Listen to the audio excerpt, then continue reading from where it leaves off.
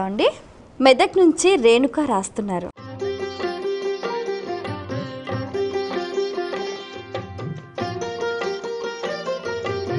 మంగళగౌరి వ్రతాచరణ ఫలితం ఏమిటి తెలియజేయగలరు అంటూ రాస్తున్నారు.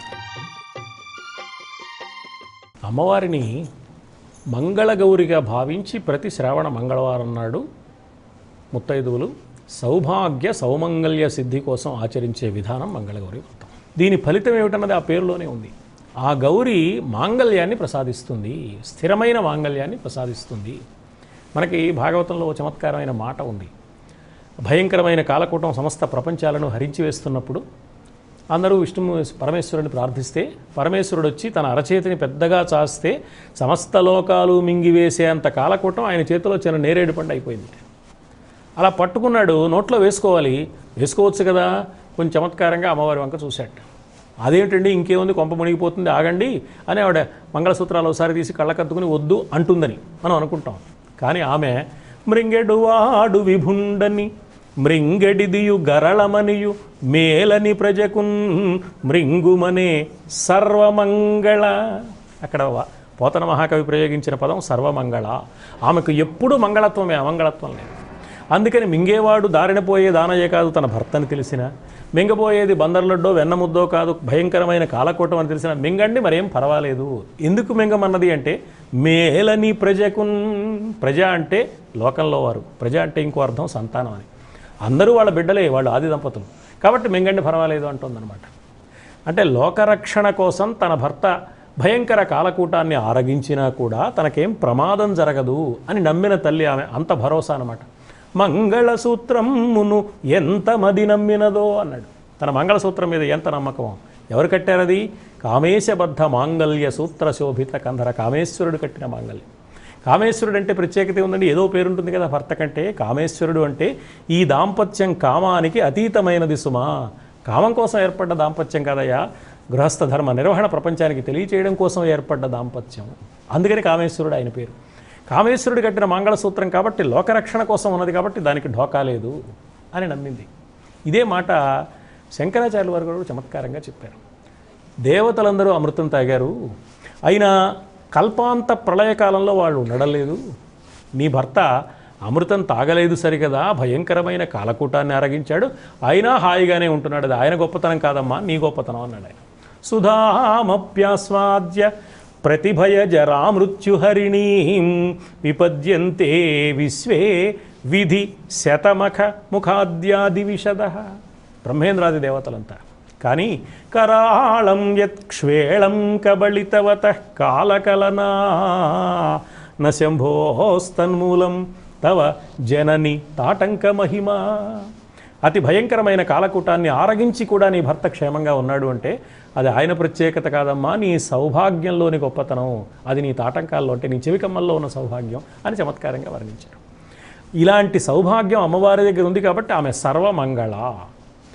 మనకి వ్యాసుల వారు చేసిన చమత్కారం ఏమిటంటే లలితా సహస్రనామ స్తోత్రంలో ఈ సర్వమంగళ నామం పక్కన మరొక్క నామాన్ని ఏర్పాటు చేశారు ఆయన. లలితా సహస్రనామ స్తోత్రంలో 200 నామం సర్వమంగళ, దాని పక్కనున్న నామం సద్గతి ప్రదా. సర్వమంగళ అయిన ఆ తల్లి ఏం చేస్తుంది అంటే ఈ సద్గతిని ప్రదా ఇస్తుంది. అందుకే ప్రతి అమ్మాయి చేత వివాహంలో మొట్టమొదటి గౌరీ పూజ చేయించడం. ఆ దేవతనే ఇప్పుడు మంగళగౌరిగా ఆరాధిస్తున్నారు అని చెప్పారు. కాబట్టి సర్వమంగళ అయిన ఆ తల్లి ఈ సద్గతిని ప్రదానం చేస్తుంది. ఎవరికైనా ప్రదానం చేస్తుంది. తనను ఒక వ్రతనిష్టతో ప్రతి శ్రావణ మాసంలోనూ ప్రతి మంగళవారం నాడు దీక్షగా ఆరాధించి తనకు ప్రతిరూపాలుగా సువాసినులను ఆరాధిస్తుంటే ఆమెకు ఆనందం కలుగుతుంది. ఎందుకంటే ఆమెకు సువాసిన్యర్చన ప్రీత అని పేరు. అంటే దానికి 2 అర్థాలు.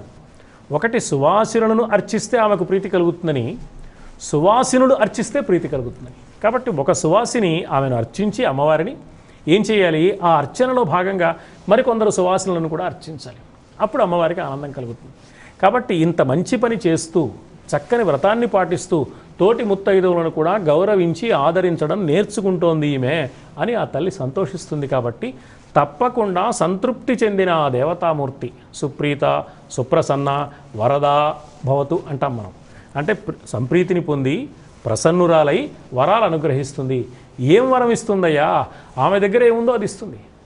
డబ్బున్నవాడు డబ్బు ఇస్తాడు, సంగీతం తెలిసినవాడు సంగీతం ఇస్తాడు, సాహిత్యం ఉన్నవాడు సాహిత్యం ఇస్తాడు. అమ్మవారి దగ్గరే ఉంది సర్వమంగళత్వం ఉన్నది.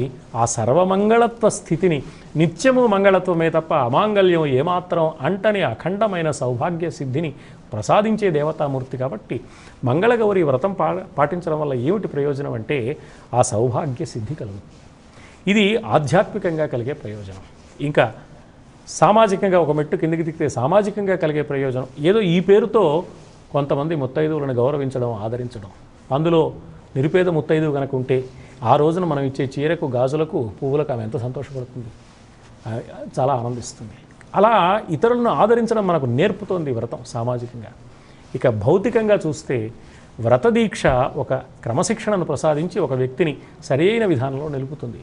గృహిణి కనుక సక్రమంగా ఉంటే, గృహిణి విద్యావంతురాలైతే ఇంట్లో అందరూ విద్యావంతులైనట్లే అనే మాట ఉంది కదా.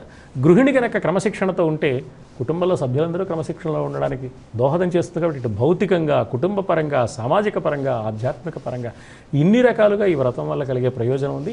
ప్రధానంగా దీనివల్ల కలిగే ప్రయోజనం మనం అందరం చెప్తున్నది, మంగళగౌరిని ఆరాధించి మాంగళ్య సిద్ధిని, సౌభాగ్య సిద్ధిని అందుకోవడానికి ముత్తైదువులకు ఇది మంచి అవకాశం. మహర్షులు ఏ మంచి లక్ష్యంతోనో ఈ విధానాన్ని ఏర్పాటు చేశారు. దీన్ని సంప్రదాయ సిద్ధంగా ఆచరిస్తూ, ఆ ఆచారాన్ని పాటిస్తూ, తమ వంశాచారాన్ని కూడా దృష్టిలో పెట్టుకుని ఈ వ్రతాన్ని పాటిస్తూ మహిళలందరూ కూడా మంగళ గౌరి యొక్క దివ్య అనుగ్రహాన్ని పొందడానికి ఇది ఒక అపూర్వమైన, అద్భుతమైన, అమృతప్రాయమైన దివ్య అవకాశంగా భావించి దీన్ని సద్వినియోగం చేసుకుని ఆ ఫలితం పొందాలన్నదే మన పెద్దల యొక్క ఆశయం. కాబట్టి ఆ వ్రతం వల్ల కలిగే ప్రయోజనాలు ఇన్ని దశల్లోనూ ఉన్నాయి. ప్రధాన ప్రయోజనం సౌభాగ్య, సౌమంగళ్య సిద్ధి, అది గమనించాలి. చాలా సంతోషం.